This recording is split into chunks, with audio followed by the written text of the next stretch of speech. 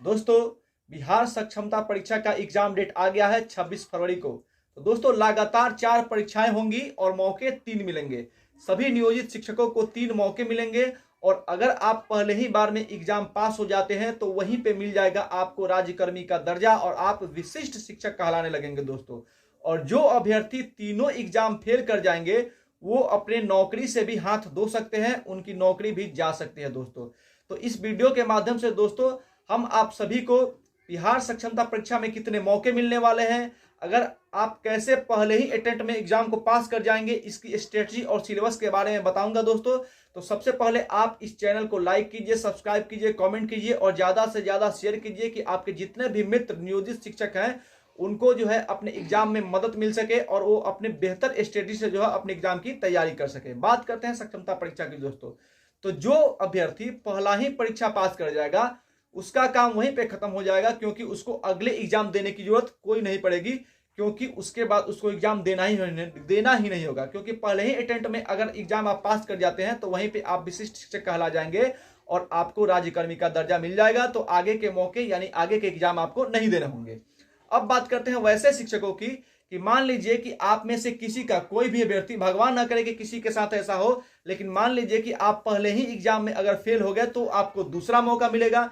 अगर आप दूसरे एग्जाम में फेल हो गए तो आपको तीसरा मौका मिलेगा और अगर आप तीसरे एग्जाम में भी फेल हो गए तो फिर आपको कोई मौका नहीं मिलेगा और उस स्थिति में आप अपने एग्जाम से भी हाथ धो सकते हैं दोस्तों, यानी उसके बाद आपको कोई मौका नहीं मिलेगा।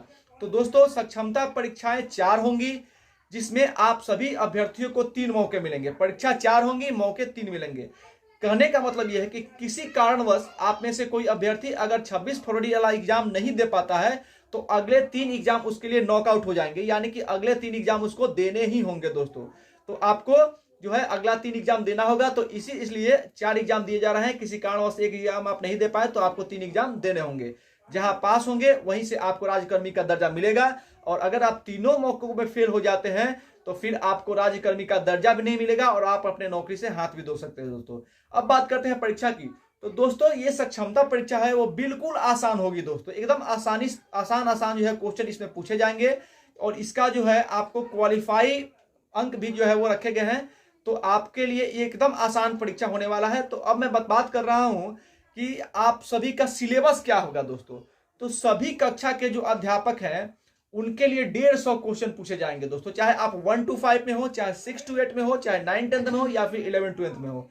आप सभी से जो है आप किसी भी कक्षा के अध्यापक के लिए जो है एग्जाम दे रहे हैं तो आपसे 150 क्वेश्चन पूछे जाएंगे, 150 क्वेश्चन और समय होगा 2 घंटे 30 मिनट यानी कि 2.5 घंटे। समय 2.5 घंटे और क्वेश्चन जो है वो 150। चाहे आप कोई भी प्राइमरी हो, मिडिल हो या फिर हाई स्कूल हो या फिर +2 के शिक्षक हो, आपको 150 ही क्वेश्चन पूछे जाएंगे और समय आपको मिलेगा 2.5 घंटा दोस्तों। बात करते हैं आगे।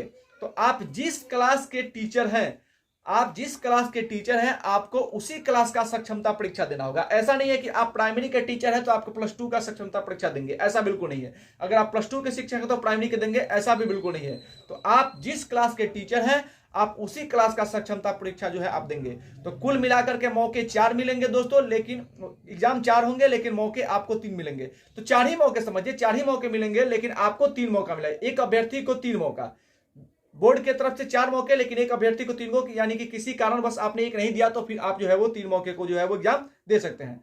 अगर आप तीनों एग्जाम में फेल होकर जाएंगे तो शिक्षा विभाग आपको नौकरी से हटाने की अनुशंसा कर सकता है दोस्तों। ऐसा नहीं है कि आपका एग्जाम तीनों फेल हो गए तो नौकरी चली ही जाएगी, लेकिन शिक्षा विभाग जो है आपको नौकरी से हटाने की अनुशंसा भी कर सकता है, क्योंकि तीनों एग्जाम अगर आप फेल हो गए तो आप शिक्षक बनने के लायक ही नहीं है। कहने का मतलब यह है। तो इसके आपने अगर तीनों में आप फेल हो गए तो शिक्षा विभाग जो है आपको हटाने के लिए अनुशंसा कर सकता है।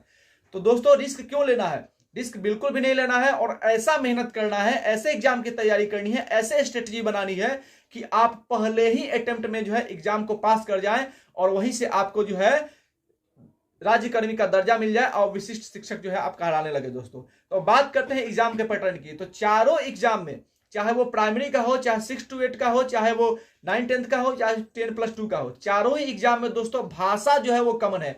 यानी कि चारों क्लास के अध्यापक की अगर आप परीक्षा दे रहे हैं तो उसमें आपको भाषा का एग्जाम देना है और भाषा में जो है वो 30 नंबर के क्वेश्चन पूछे जाएंगे। चारों क्लास के अगर अध्यापक हैं, आप primary, middle, 10 plus 2 high school और प्लस 2 के, तो आपसे भाषा के 3 क्वेश्चन पूछे जाएंगे, 30 क्वेश्चन पूछे जाएंगे। और भाषा के इस 30 क्वेश्चन में आपको 10 क्वेश्चन जो है वो इंग्लिश के पूछे जाएंगे और 20 क्वेश्चन जो है आपको हिंदी से पूछे जाएंगे।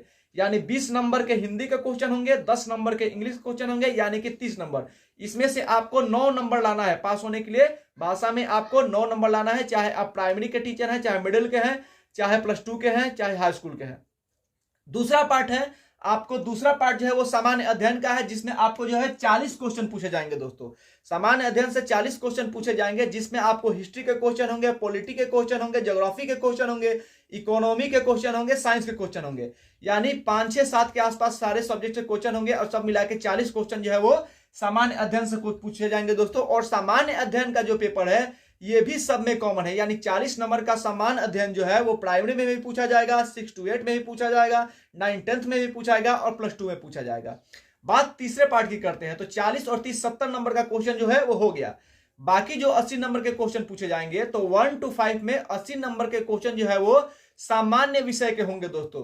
तो 1 to 5 में कोई जो है सिलेक्टेड सब्जेक्ट तो होता नहीं है, तो वहां पे सामान्य विषय में जो 80 नंबर के क्वेश्चन पूछे जाएंगे वो 80 नंबर के क्वेश्चन भी आपको वहीं से पूछे जाएंगे। History, polity, science, geography, economy वहीं से पूछे जाएंगे प्राइमरी के लिए। लेकिन बात 6 to 8 की करते हैं, तो 6 to 8 में भी जो है सामान्य विषय आपका वही रहने वाला है। जिस सब्जेक्ट के आप टीचर हैं वहां से उस सब्जेक्ट का, अगर हिस्ट्री का आप साइंस के हैं तो साइंस से, अगर आप समाज के हैं तो समाज के, यानी कि 80 नंबर आप जिस विषय के टीचर हैं उसके से क्वेश्चन जो है पूछे जाएंगे, तो 150 हो जाएगा। बात करते हैं 9, 10th और प्लस 2 की, तो 9, 10th और प्लस 2 में जो है वो 80 नंबर के आप जिस विषय के शिक्षक है उस संबंधित विषय से पूछे जाएंगे। तो 9, 10th में जो है दोस्तों आपका कॉम्बिनेशन बना के क्वेश्चन पूछा जाएगा, यानी आपको वहां पे 2 विषय लेने होंगे और वही 2 विषय से जो है आपको 80 नंबर के क्वेश्चन पूछे जाएंगे 9, 10th में। लेकिन प्लस 2 में जो है आपको एक विषय सिलेक्ट करना होगा, जिस विषय के आप टीचर बनेंगे, चाहे फिजिक्स के, चाहे केमिस्ट्री के, चाहे बायोलॉजी के, तो वहां पे जो है आपको जो है उस संबंधित विषय से 80 क्वेश्चन पूछे जाएंगे। तो ऐसे जो है वो आपका पैटर्न है एग्जाम का। और TRE 1 और TRE 2 का जो सा पैटर्न था संबंधित विषय को लेकर के, वैसे ही यहाँ पे भी आपका जो है लागू होगा। तो आपको जो है 150 नंबर के क्वेश्चन ऐसे ही पूछे जाएंगे, 150 नंबर के। और भाषा और सामान्य अध्ययन दो सब में कॉमन है 70 नंबर का। और सबसे जो है सामान्य अध्ययन और भाषा का जो है आपका सबका सिलेबस एक ही रहने वाला है दोस्तों। तो अब बात करते हैं कि आप पहले ही अटेम्प्ट में एग्जाम कैसे क्लियर करेंगे दोस्तों। तो इसके लिए जो है आपको सिर्फ पढ़ना होगा। कैसे पढ़ना है, क्योंकि आप शिक्षक हैं, तो आप क्या कीजिए कि अगर कोई इंस्टीट्यूट से, किसी कोचिंग से आप जुड़ते हैं, तो वहां से आप प्रैक्टिस टेस्ट बनाइए और रोज कम से कम, चूंकि 20 से 21 दिन का समय रह गया है, तो आज आप कम से कम 5 प्रैक्टिस सेट रोज बनाइए। और अगर आप कोचिंग से नहीं जुड़ते हैं तो मार्केट में किसी पब्लिकेशन का, अच्छे पब्लिकेशन का जो है बुक ले लीजिए प्रैक्टिस सेट का, और रोज कम से कम 5 प्रैक्टिस सेट लगाइए और ज्यादा से ज्यादा MCQ बनाइए। MCQ और प्रैक्टिस सेट अगर आप बनाते हैं तो आपके सफल होने के चांसेस जो है बढ़ जाएंगे दोस्तों। तो मैं चाहूंगा कि जितने भी बिहार में नियोजित शिक्षक हैं वो सभी सक्षमता परीक्षा दें और पहले ही अटेम्प्ट में जो है अपना एग्जाम जो है वो क्लियर कीजिए दोस्तों। ये मेरी शुभकामनाएं आप सभी के साथ हैं। धन्यवाद।